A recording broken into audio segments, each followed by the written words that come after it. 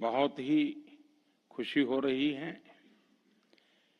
European union council और commission के president की यह भारत यात्रा कोई साधारण डिप्लोमेटिक दौरा नहीं है। यह भारत यूरोपियन यूनियन रिश्तों में एक नए युग का शंखनाद है। पहली बार यूरोपियन यूनियन के लीडर्स उनका भारत के गणतंत्र दिवस के मुख्य अतिथि के रूप में शामिल होना भारत और यूरोपियन यूनियन के बीच भारत के इतिहास का सबसे बड़ा एफटीए संपन्न होना और आज इतने सारे सीईओज के साथ इतने बड़े लेवल पर Bharat European union business forum आयोजित होना, ये सब उपलब्धियां विश्व की दो सबसे बड़ी लोकतांत्रिक शक्तियां इनके बीच हो रहे अभूतपूर्व अलाइनमेंट का प्रतीक है। फ्रेंड्स, यह अलाइनमेंट कोई एक्सीडेंट नहीं है। मार्केट इकोनॉमीज होने के नाते हमारे साझा मूल्य हैं।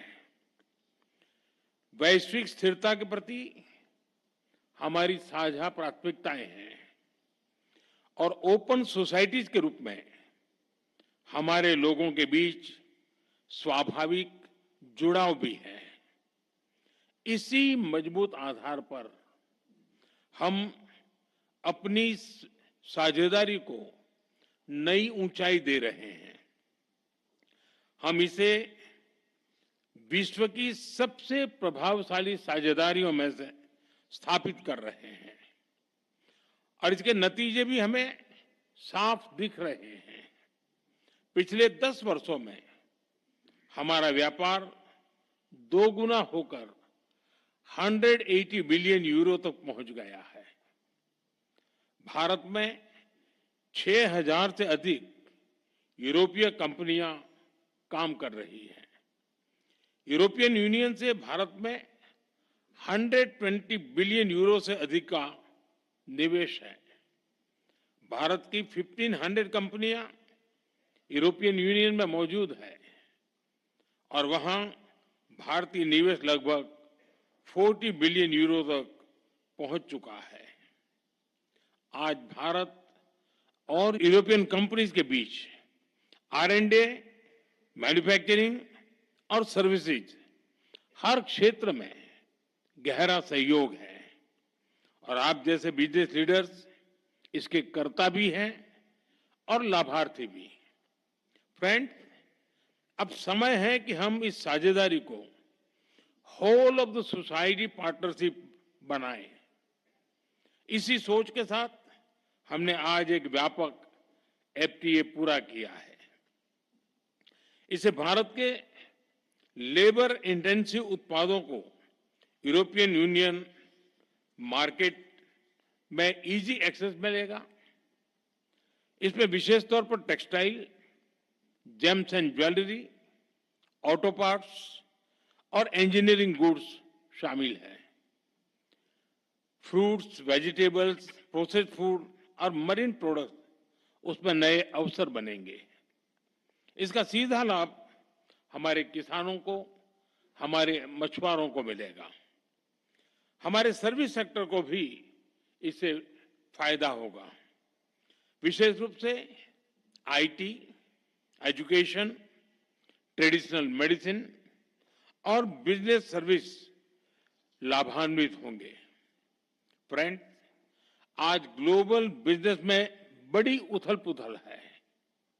हर कंपनी अपनी मार्केट स्ट्रेटेजी और पार्टनरशिप को नए सिरे से देख रही है।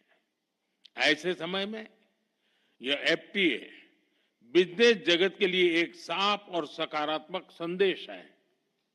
यह दोनों पक्षों की बिजनेस कम्युनिटी के लिए सक्षम, भरोसेमंद और फ्यूचर ओरिएंटेड पार्टनरशिप बनाने का स्पष्ट निमंत्रण है।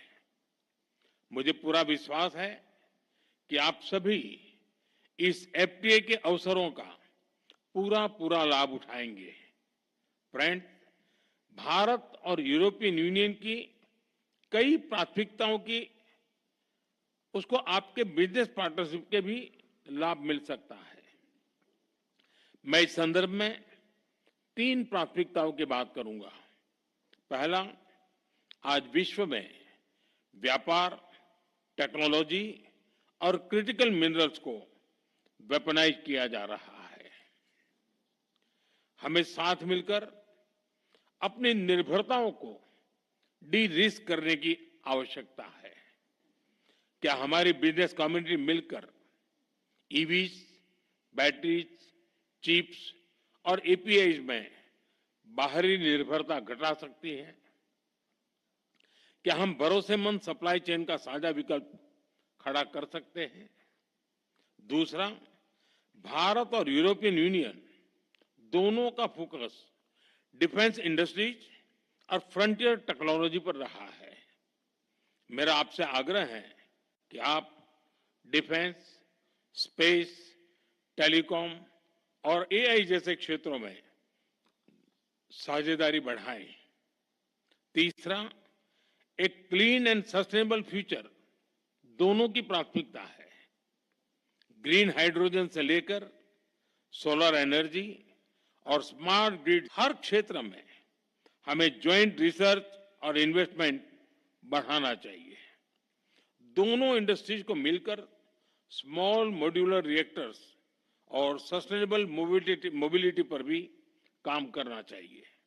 इसके साथ साथ वाटर मैनेजमेंट, सर्कुलर इकोनॉमी और सस्टेनेबल एग्रीकल्चर, हर क्षेत्र में मिलकर सॉल्यूशंस डेवलप करने चाहिए। फ्रेंड, आज के इन ऐतिहासिक निर्णयों के बाद अब विशेष जिम्मेदारी आप सभी पर है। अब अगला कदम बिजनेस कम्युनिटी को उठाना है। The ball is on your court. आपके आपसी सहयोग से ही हमारी साझेदारी, ट्रस्ट, रीच और स्केल मिलेगा। आपके प्रयासों से हम शेयर्ड प्रॉस्पेरिटी हासिल कर पाएंगे। आइए हम अपनी अपनी क्षमताएं जोड़ें और पूरी दुनिया के लिए ग्रोथ का डबल इंजन बने। बहुत बहुत धन्यवाद।